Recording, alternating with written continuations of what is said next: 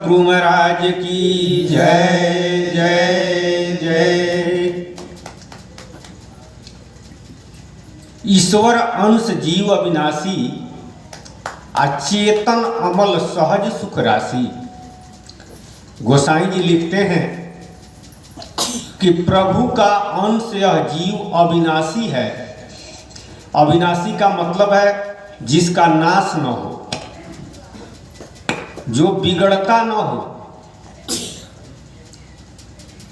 चेतन है, मौल रहित है और सहजे सुख के राशि में रहने वाला है। लेकिन सो माया बस भयो गोसाई, अब बंधियो कीर मरकट की नाई। लेकिन माया के बस में हो करके बंधन में आ गया। जिस तरह से बंदर को नोट बजा करके और डंडा से मार मार करके सिखाता है, द्वार द्वार घूम करके भीख मांगने के लिए, अब बंदर उसके अधीन हो करके वह जो जो कहता है उस तरह से बंदर को करना पड़ता है।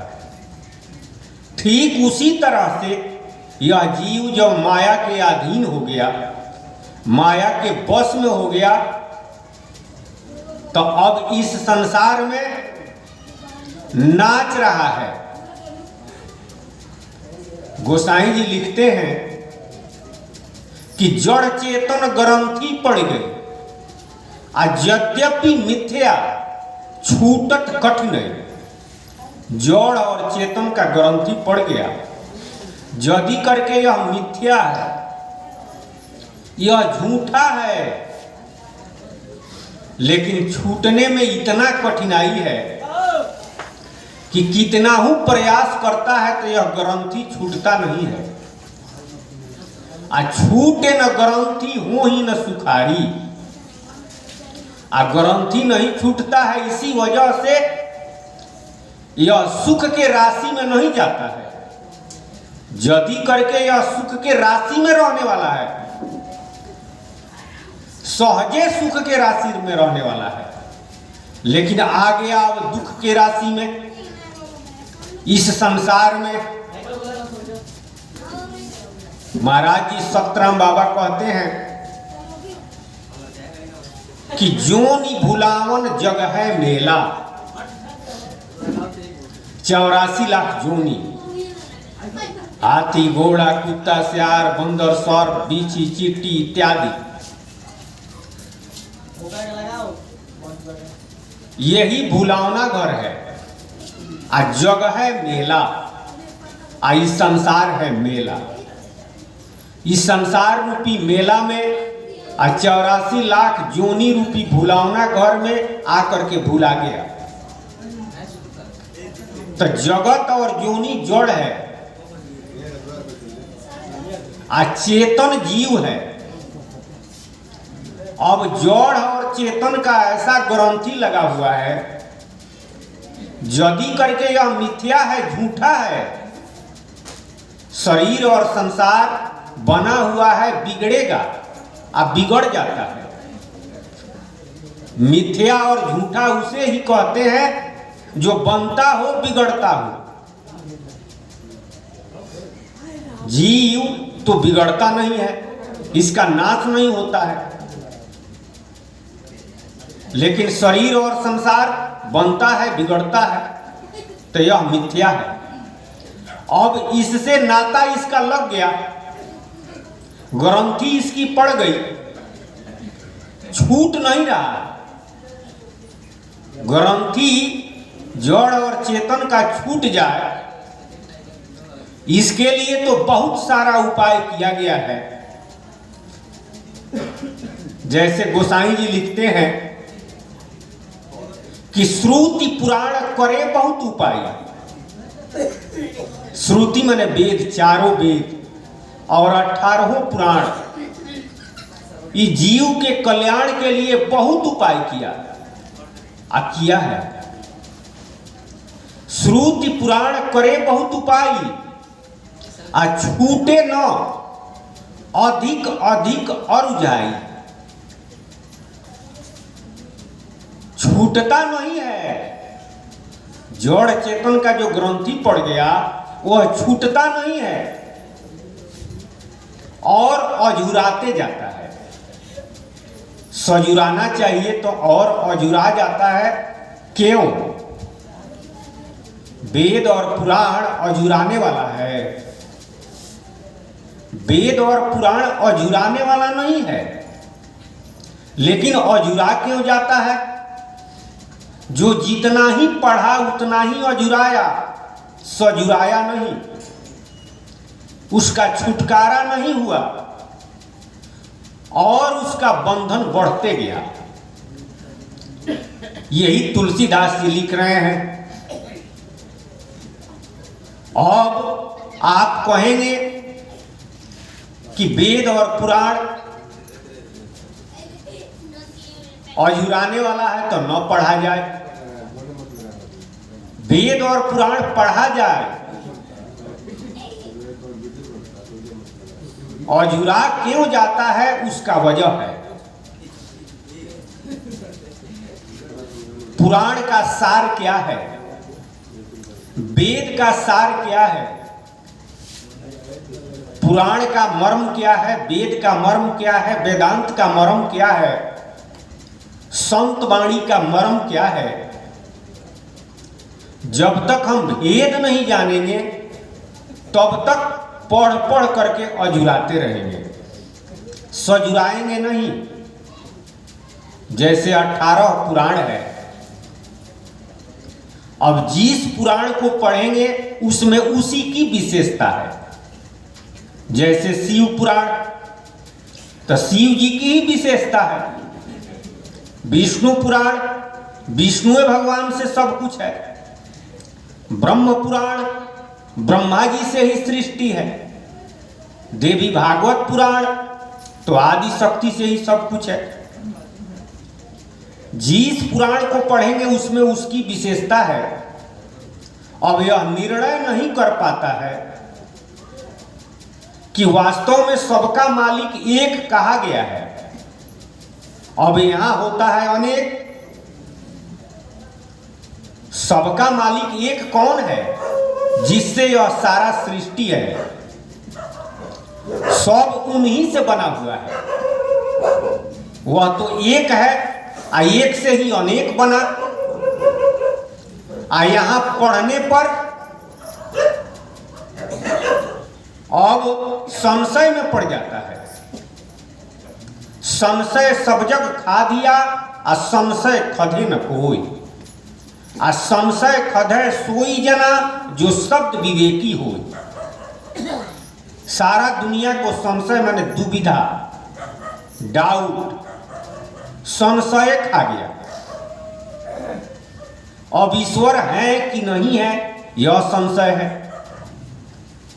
ईश्वर माने मालिक है तो कौन है? कोई कुछ बताता है, कोई कुछ बताता है, कोई कुछ बताता है। कोई कहेगा कि भगवान विष्णु ही मालिक है, शिव जी ही मालिक है, दुर्गा जी ही मालिक है, ब्रह्मा जी से ही सृष्टि है। कोई मिलेगा तो कहेगा कि नहीं, इससे आगे जाइए। अब यह सुन करके वह संशय में पड़ जाता है। पढ़ता है, निर्णय नहीं कर पाता है, उसका संशय नहीं आता है तो और अझुराते जाता है। इसी दुविधा को, इसी संशय को समाप्त करने के लिए सत्संग किया जाता है। और वह भी जब गुप्त मति का सत्संग मिलता है तब इसका निर्णय होता है और संशय समाप्त होता है कि पुराण का मर्म क्या है, वेद का मर्म क्या है, उपनिषद का मर्म क्या है। और इससे आगे संत वाणी है जो कबीर साहब, दरिया साहब, रैदास जी, नानक देव जी जो सुजान संत हुए,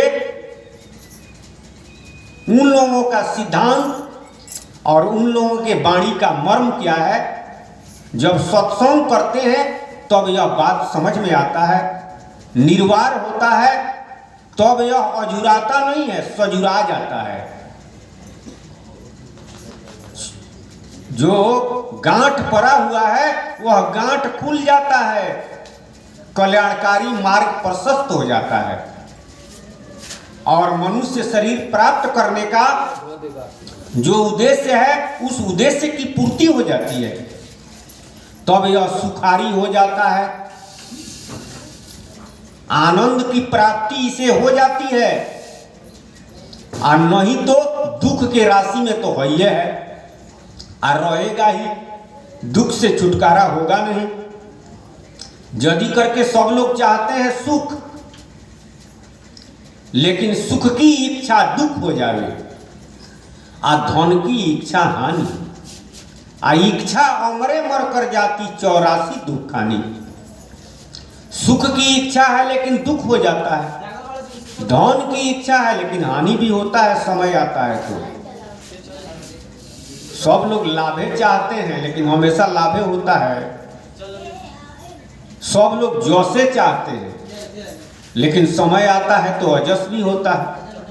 सब लोग चाहते हैं कि हम जियते रहें, लेकिन जियते थोड़े रहेंगे, समय आएगा तो यह शरीर जिसने दिया है वह ले लेगा और ले लेता है। तो एक समान रहता नहीं है इस समान में, इस संसार में। लेकिन जब बंधन से मुक्त हो जाएगा, गांठ इसका खुल जाएगा, तब सदा सर्वदा के लिए मुक्त हो गया, तो वहां न दुख रहता है न सुख रहता है। क्योंकि अगर दुख है तो सुख आएगा, और जब सुख आता है तो यह भी निश्चित है कि दुख भी आएगा। यह चक्कर लगा हुआ है, कभी दुख कभी सुख। यदि करके दुख ज्यादा है और सुख बहुत कम है। क्षण सुख लागी भरमत 84 आ बूझत नाही गंवारू। क्षणिक सुख है और बहुत दुख है, लेकिन जब मरम हम जान जाते हैं, संशय रहित हो जाते हैं, तो दुख और सुख से परे हो जाते हैं, यानी आनंद की प्राप्ति हो जाती है। दुख का उल्टा सुख है और सुख का उल्टा दुख है, लेकिन आनंद का उल्टा क्या है? आनंद का विपरीतार्थक नहीं है। एक बार इसे आनंद मिल गया तो इसका उल्टा होइबे नहीं करता है। सदा सर्वदा के लिए वास्तव में जिसे सुख कहते हैं उस सुख को प्राप्त कर लिया। और संसार का जो सुख है वह तो अधूरा है, क्षणिक है, झूठे सुख को सुख कहते हैं। तो यह दुख और सुख लगा क्यों है? वही भेद नहीं जानता है, मर्म नहीं जानता है। इसी वजह से यह संशय में भी रहता है और इस संसार में महादुख भोगता है। अरे 84 में जब जाएगा तो और विपत है। हाथी घोड़ा कुत्ता सियार बंदर सिर सर्प बीछी चींटी इत्यादि योनियों में जब जाएगा तो और विपत भोगेगा, महादुख भोगता है।